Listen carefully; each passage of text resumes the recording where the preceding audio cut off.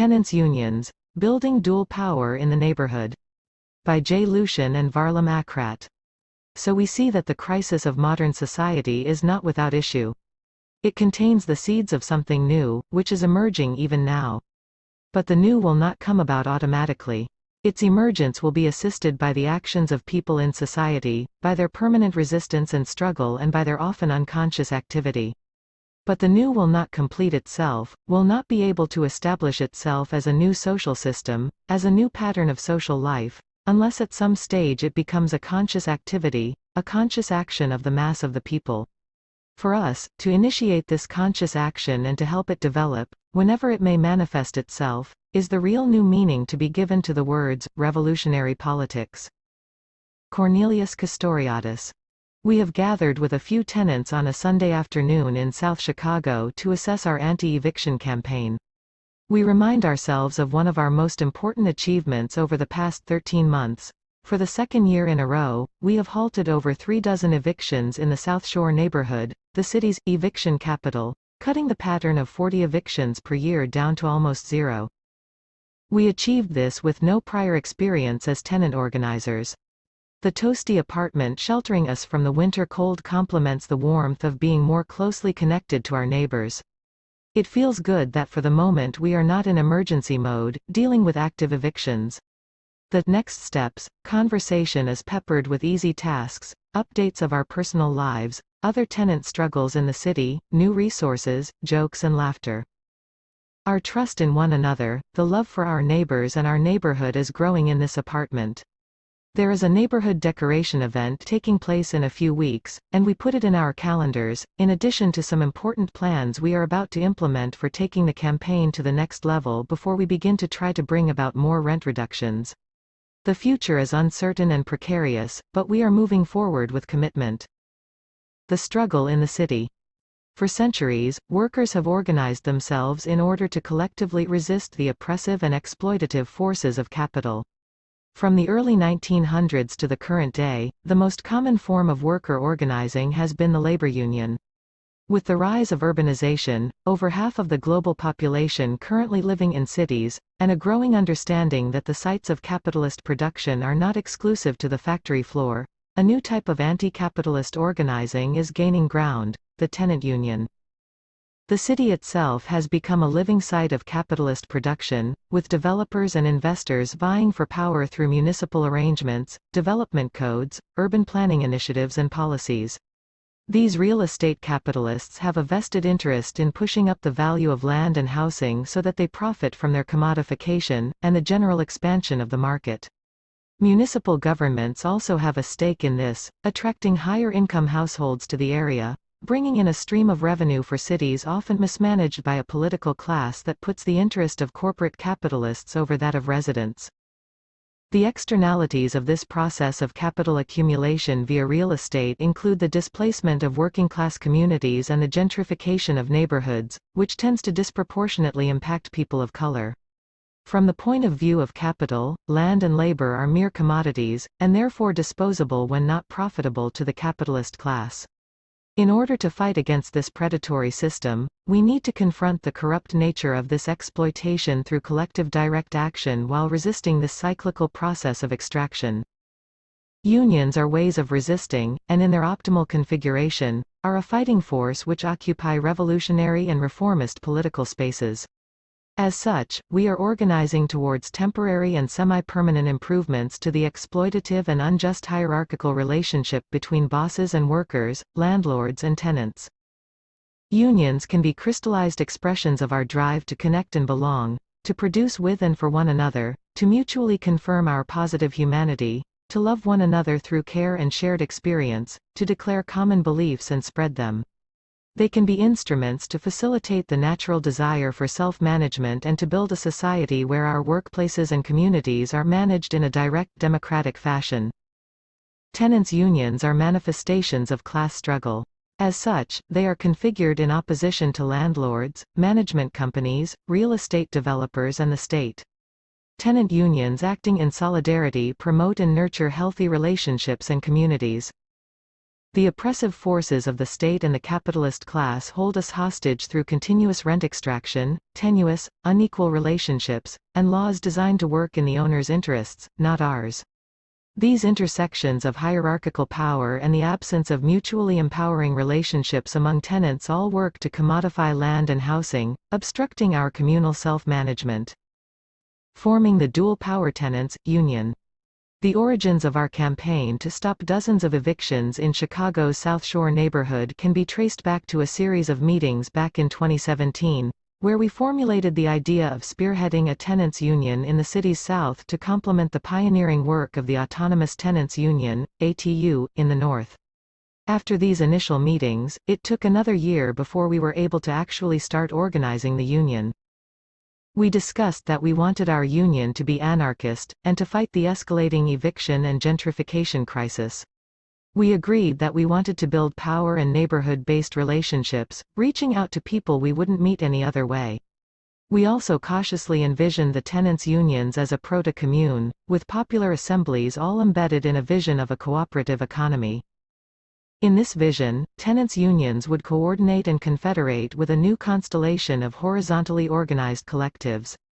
As such, the tenants' union would pursue a dual power strategy, in which individual unions are not restricted to merely fighting landlords and management, but are also an instrument for the oppressed to take on self-management of the local economy, and to reclaim ownership over our life, work and communities. We knew that it was going to be difficult, molecular work that could take years to yield meaningful results. After securing the resources we needed for a tenant organizer training, we established ourselves as Tenants United of Hyde Park and Woodlawn, 2, for short, at a local diner in October 2018. We held a small training session led by an ATU organizer, an attorney and a tenant organizer from the Chicago Metropolitan Tenants Organization. We could have definitely used the content that is now available in the monthly online trainings of the National Autonomous Tenant Union Network, ATUN. We had multiple activities in motion shortly afterward, including emergency tenant assistance, a public launch, flyering and sowing the seeds of shared unity between multiple buildings. At a November meeting, a South Shore compañero stood out when he volunteered to help on a task. It was shortly afterwards that we learned that the same individual was facing eviction and wanted to fight it. Solidarity was unquestionable. We started the campaign shortly afterwards. We started by discussing first steps with ATU, organized legal support, flyered the buildings and knocked on doors, preparing ourselves for the unfolding of a larger movement for tenant justice. The Dual Power Toolbox. Tenant unions that pursue a dual power strategy provide immediate relief to struggling working-class families and communities while elevating the legitimacy of new grassroots systems of self-management. They fulfill their purpose through a variety of tactics, relationship building and the creation of new, grassroots institutions. These work to weaken the commodification of housing, public space and the urban commons. Dual-power tenant unions engage in many of the tactics that regular tenants' unions use, as such unions in general, even the not explicitly anarchist ones, tend to engage in various types of constructive actions that are conducive to building dual power. That said, the Dual Power Toolbox has more refined tools for reaching revolutionary objectives. The Dual Power Toolbox includes important elements, such as organizing with tenants to foster their initiative and self-confidence, building up tendencies toward equality and independence from authority. Incubating autonomous associations of tenants. Setting up direct action campaigns that strive to be completely independent of the state's litigious system. Developing community councils and assemblies to democratically decide our own future. Providing mutual aid for those facing eviction or untenable housing. More practically, there are different courses of action available to tenants and local residents to undermine the authority of their landlords while increasing their autonomy. Some of the tools most readily available are sabotage, a libertarian municipalist electoral strategy and community land trusts. Sabotage can include actions such as switching apartment numbers to foil evictions, paralyzing management with problems, conspiring with workers in management to lose documents, cheating the landlord back for stolen deposits, and more. Sabotage is an act of reclaiming power and authority by taking matters into one's own hands, while at the same time reducing the harm inflicted upon our communities by landlords as agents of capital. Libertarian municipalism is a form of revolutionary organizing developed by Murray Bookchin, which, in the words of his daughter Debbie Bookchin, is about much more than bringing a progressive agenda to City Hall, important as that may be. As she puts it, municipalism returns politics to its original definition, as a moral calling based on rationality, community, creativity, free association and freedom. It is a richly articulated vision of a decentralized, assembly-based democracy in which people act together to chart a rational future. As Murray Bookchin elaborated elsewhere, after having democratized themselves, municipalities would confederate into a dual power to oppose the nation-state and ultimately dispense with it and with the economic forces that underpin statism as such. Libertarian municipalism is thus both a historical goal and a concordant means to achieve the revolutionary commune of communes. As institutions of local power and autonomy, tenant unions pursuing a dual power strategy can serve as embryonic forms of directly democratic neighborhood councils or assemblies, which in turn elect delegates to run for local office and organize the grassroots campaigns that will see them elected. Lastly, a potentially powerful institution to ward off gentrification and promote non-commodified housing is the Community Land Trust, described by the Symbiosis Federation as a non-profit legal entity entrusted with property management in the community's interest, ensuring affordable housing, preserving environmental assets, and driving cooperative neighborhood development. Tenants can use community land trusts to make collective demands for proper housing and pool resources to purchase buildings for collective housing initiatives. By running them as housing cooperatives, these procured buildings can be used to ensure long-term housing affordability and can even serve as communal spaces for neighborhood assemblies, hubs for mutual aid initiatives and outward-facing radical educational forums. The challenges ahead. Many of us who started the union had experience in other forms of organizing and had no illusions about how difficult building the union would be. The biggest fear for many of us was that people might get evicted as a result of our mistakes. We have since come to realize that the real harm comes from not getting involved. Our experience has taught us that in cases where tenants fight back, they are significantly more likely to get a better outcome, and crucially, to help avoid future evictions. As tenant organizers, we face challenges in our time management, health, self-care and the variety of responsibilities related to political organizing. In order to build and maintain relationships with our peers and neighbors, we often need more time than many of us can realistically spare. It is difficult to know if and how labor should be diverted from other struggles.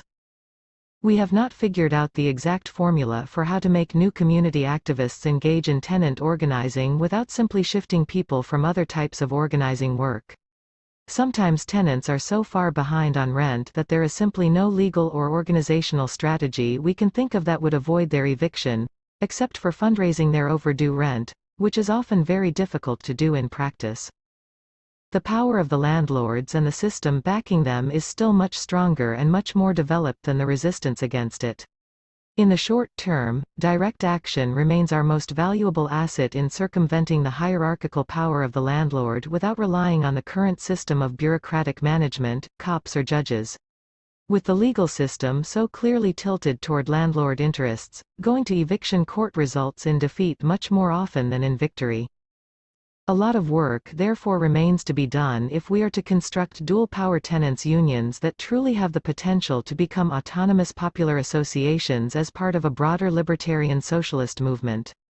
Yet tenants unions may continue to grow in the coming years as many more people embrace this model in an effort to resist rampant gentrification and the commodification of housing and of all life in general. The growth of tenants' unions is necessary both for immediate reprieve and to help lay the foundations for an organized counterpower to the rule of the landlords. The example of Tenants United in Chicago demonstrates how successful such efforts can be, even if the organizers involved had little experience to begin with.